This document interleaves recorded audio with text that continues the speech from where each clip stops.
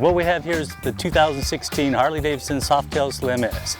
The S designates that this particular model has the Screaming Eagle twin cam 110 engine. It's the very first regular production model to receive that engine beyond Harley-Davidson CVO line.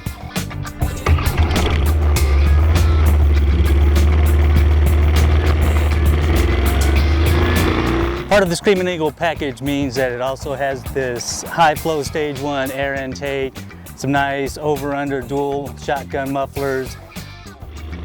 The engine is definitely one of the bright spots on this motorcycle.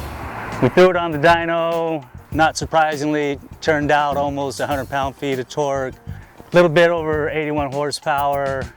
One of the good parts about it, it's all low end and mid. At 2100 RPM, you've already got almost 90 pound-feet of torque. So you crack the throttle, it's got so much low end, this thing is gonna pull.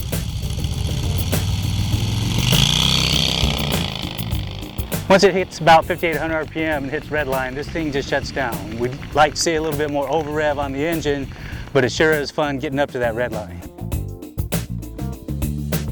It's kind of got that retro vibe, the Hollywood handlebars, the slammed hardtail looking rear end. It's got a WLA inspired paint scheme, low slung saddle. It's definitely a looker. We've gotten lots of positive comments about the overall styling choices that Harley has made on this motorcycle.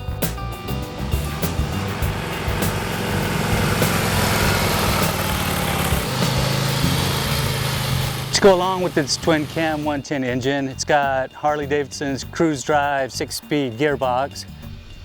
Harley gearboxes have actually come a long ways. This thing, it's solid, it's reliable, doesn't miss shifts. There's even times in the middle gears when we can nick an upshift and it slides into gear almost imperceptibly. The motorcycle comes straight from the factory with ABS. Braking overall is kind of a mixed bag. On the front, we really like the front. Good power, good feel. On the rear, used solo, you feel the flap, flap, flap, flap of the ABS pumping, but used solely by itself, it just feels a little soft and a little vague. It just doesn't bite in and doesn't inspire a lot of confidence. Used together as a package, it gets the job done effectively.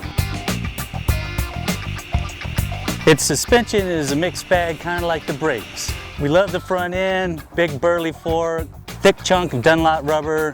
Does a real good job of smoothing out the road and keeping the front end nice and well planted. On the rear, we definitely like to see a little bit more travel. Love the look of the hardtail, but it'd definitely be nice to have just a little bit more soft in the Softail equation.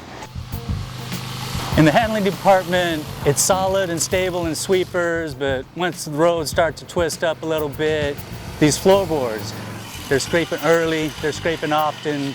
We definitely like to have more clearance because you're really limited as to how aggressive you can ride this thing once the roads get twisted. Despite its limited lean angle and the fact that the back end kind of compresses a little bit faster and is a little more harsh than we like, we do love the power on this bike. We do love the look. We love that it blends kind of a retro vibe, definitely with modern performance. And overall, with just a few tweaks, this bike could be dialed in to be a good daily rider and a really fun bar hopper.